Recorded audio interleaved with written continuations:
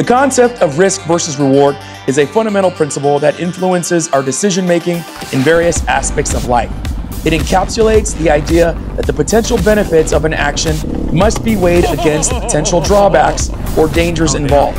In many situations, taking a calculated risk can lead to greater rewards, and in other situations, you suffer the consequences.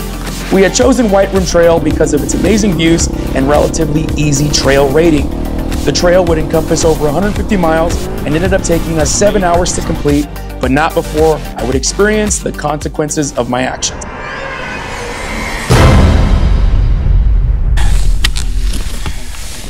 Maybe I don't take my my boot off, huh? Just take a breather. Appreciate it. When I went down, it hit this, and I felt it twist, but nothing popped. Yeah. It's I like in the front of it, I feel a little bit of pain, but it's probably just sprained. Okay, so just keep on it.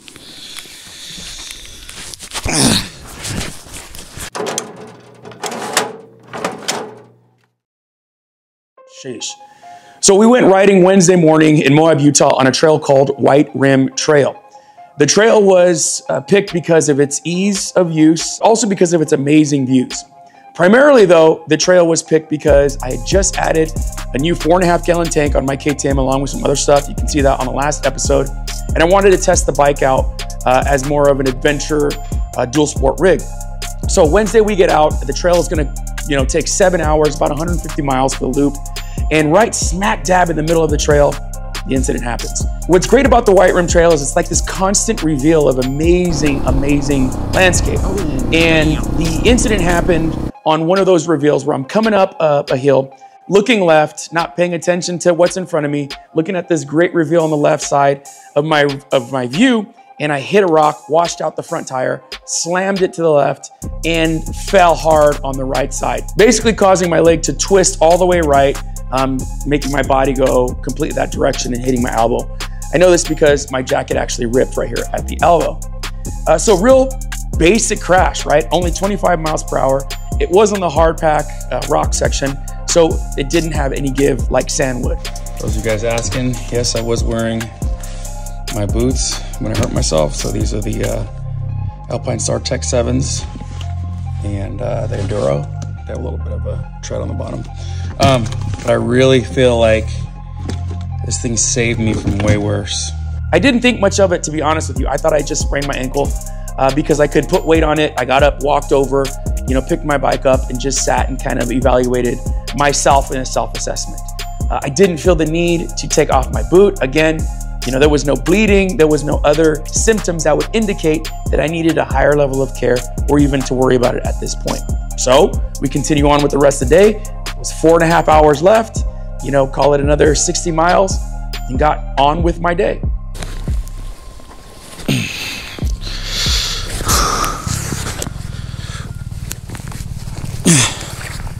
Now I really can't get my leg over.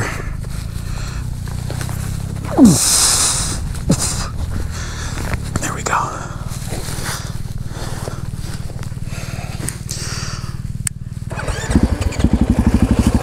Yep. All right, here we go.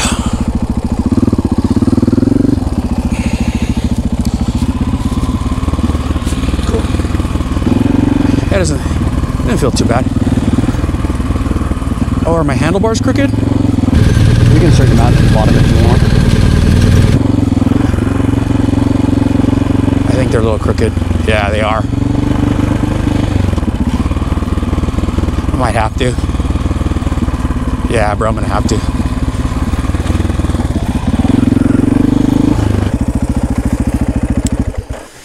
Hey, what happens if we go to full lock?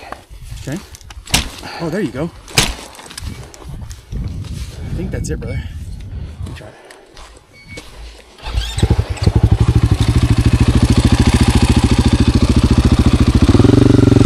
You can straighten them out at camp too. Yeah, no, that's it. Yep. Cool. All right, guys, next let's talk treatment. Now, I'm not a medic. I have some training. If you guys are looking to get into some first aid or medical training, make sure you look at Fieldcraft Survival. and the Fieldcraft Survival website. The treatment that I administered to myself was based on some of the stuff that I've taken. If you're a medical professional, let me know in the comments if there are other things that you would like to see done or give some advice. We'd all like to hear it. When I realized what had happened and got back to camp, I removed my boot and saw that I really started to swell up pretty bad. So the first thing that I did was elevate it and start to ice it. There was no bruising yet at this point, and I still had some mobility. And again, I could walk on it the entire time of the incident. When I woke up the next morning, I realized, you know what? There is a little bit more damage than what I previously thought. All right, I got a SAM splint and a little roll here. I'm gonna fashion a splint for my right leg. I don't think it's broken, but I'm worried it could be that or maybe worse. So let's splint it up, and then when I get back into town on Saturday or Sunday, I'll head over and get some x-rays.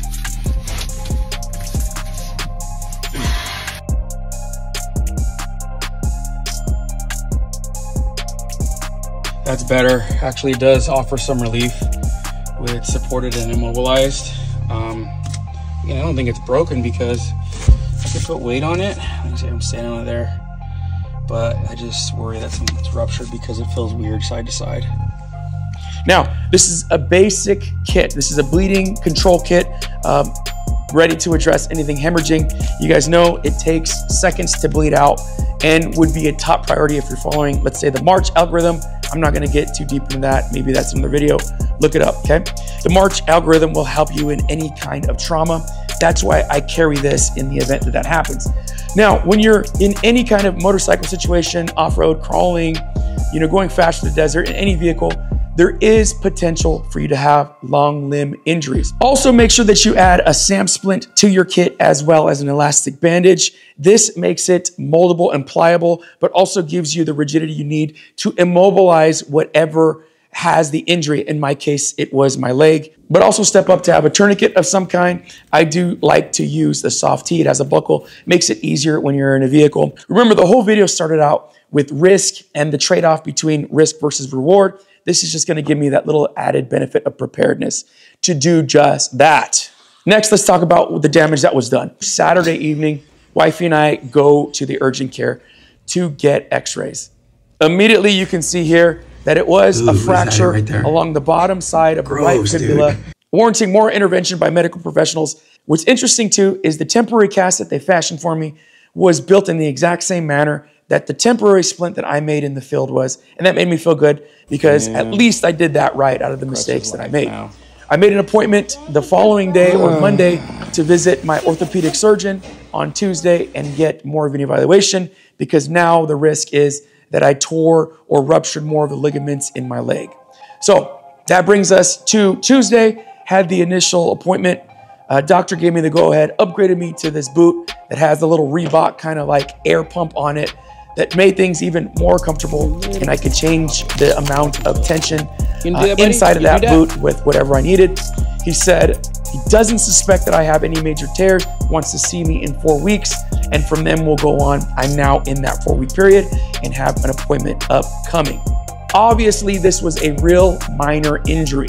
The reason why I wanted to get it out there is because, one, it's a teaching experience for me. A lot of times I preach to myself on what I should do better, but I also like to relay this information as a point of value for you guys who follow me. Let me know in the comments if there's anything else that you have questions on, if you want to see a follow-up on the injury, but I try to be as transparent as possible in all of these videos. Case in point, to round things out in conclusion, scars and broken bones heals, but memories last forever. As we toe this line of risk versus reward, I live with no regrets. Now, I would like to have completed that trip and continued without the injury, but stuff happens. Make sure you're prepared, make sure you get training, make sure you carry the right, and I say that all the time, the right gear for you in your particular circumstances, and constantly try and adventure further and things that you want to do. Guys, this is the end of my video. Thank you for sticking with me this long. If you are, I appreciate it. Like, subscribe, tell your friends, give me the little thumbs up on this. Give me some comments, some feedback, and anything else that you'd like to see. I'll catch you on the next one.